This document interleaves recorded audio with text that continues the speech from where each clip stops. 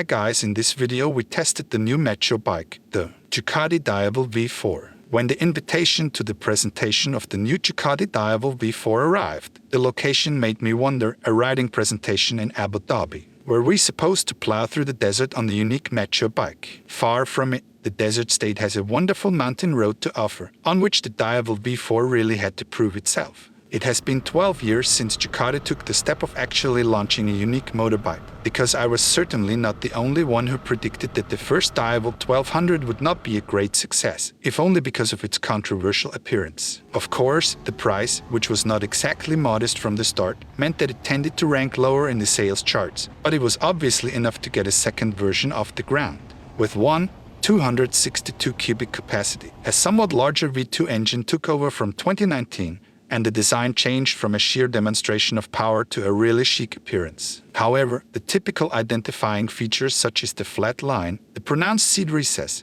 and the ultra-fat 240 rear tire should continue to characterize a Diavel, and so it is now with the third generation. However, apart from that, no stone was left unturned. The completely new engine alone requires a different chassis, and so everything was redone in the course of this. But a completely new heart is also a good reason to renew the entire Diavel V4, and it was a matter of finding out during the test rides whether the new version still has what it takes to inspire. So let's start with the supposedly most radical change to the new Diavel, the V4 power unit. You should avoid thinking that a 4-cylinder power unit is much smoother, much weaker at the bottom end, and overall much less charismatic than a V2. This is certainly not the case with the Gran Turismo V4, known from the Multistrada V4. Even the performance tail, with 168 horsepower and 126 Nm of torque at 7,500 revolutions per minute, are surprisingly close. The fact that the maximum power of the V4 is only reached at just over 1,000 revs later than on the V2 is concealed extremely well by the smooth electronics. The V4 steam hammer roars away powerfully even from far below.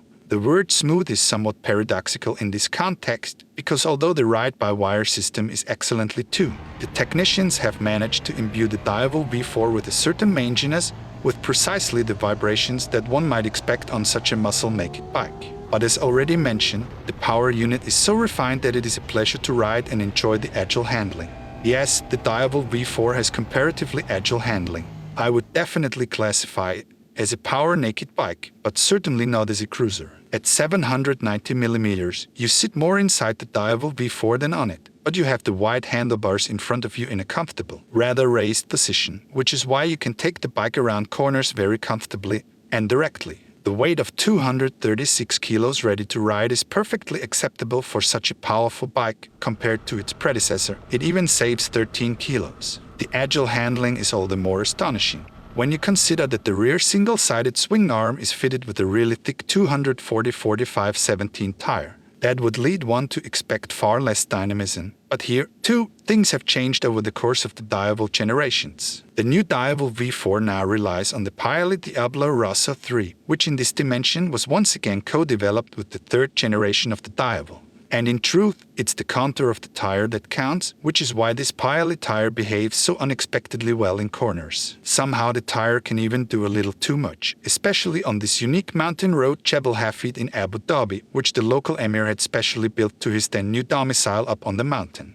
His claim was, if I have a road built to my house on the mountain, then this road should also be fun for me. So the asphalt is impeccable. Some of the radius are really fast, and it is the footrests that show the motivated rider the limits, not the tires. And the limits are definitely there sooner than on the usual sporty naked bikes. However, you won't find any instability even at full lean angle. The front 50mm fat Marzocchi fork and the rear Sachs monoshock are too good. Of course, a Ducati can't afford to show any weaknesses when it comes to braking, and the system with two 330 discs and radially mounted 4-piston Brembo Stylema calipers is beyond reproach anyway. In any case, I was able to fully rely on the brakes, which were both easy to control and powerful during the smooth riding at Jebel Hafid. The fact that I didn't or wouldn't have needed the many electronic features on the grippy asphalt of this really good mountain track, in addition to the brakes, doesn't mean that they don't make sense on worse roads and possibly in the wet. The 4-way adjustable and disengageable traction control, the 4-way adjustable and disengageable wheelie control, And the 3-level adjustable cornering ABS are fine features that you wouldn't want to miss on other tracks. But the nicest thing about the whole thing is that Ducati already provides you with the 4 riding modes: Sport, Touring, Urban and Wet, which you can adjust in all the aforementioned parameters, but which in my opinion are already configured really cleverly X-Works. In Sport, for example, the full 168 horsepower are available, while the traction control is set to intervene as late as possible, and the cornering ABS is set to Sport. In Touring mode, you still have full power, but with a slightly smoother response and correspondingly slightly sharper sensors for the safety features. In the Urban and Wet modes, only 115 horsepower are available, in other words, actual sensible modes for poor road conditions or tough city traffic. In terms of electronics, there's also Ducati Power Launch, quickshifter up and down, and the 5" color TFT display, which can pair with a smartphone for calls, text messages and music, or a turn-by-turn navigation system via the Ducati Link app. Oh yes, not forgetting cruise control. Ducati's clear indication that the Diavel V4 is also suitable for many a tour thanks to its comfortable riding position.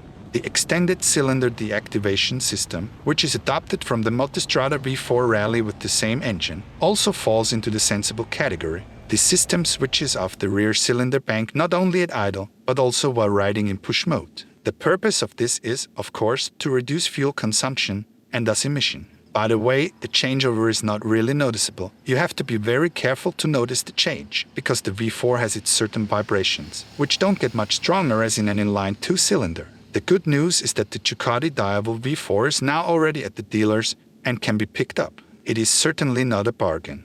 But all in all, such a unique motorbike that it should be well worth the money if you have it. A Ducati Diavel is and remains a unique muscle-naked bike. No one else has this flat, elongated line, coupled with a deep seat and a 240 rear tire that is unique in this class. The new Diavel V4 doesn't change that, but with its many excellently functioning electronic features, it's not at all scary, as some people might think. The change from V2 to V4 is also less dramatic than one might have feared. The V4 has sufficiently pleasant vibrations and already pushes mightily from below across the entire rev range. The looks are now even more refined and correspond to the exclusive character that a Diavel wants to convey. Unfortunately, Ducati also charges exactly the kind of money that can be demanded for such a noble, exceptional bike. Thank you for watching. I hope you liked this test. For more interesting motorcycle videos and facts, subscribe to our channel.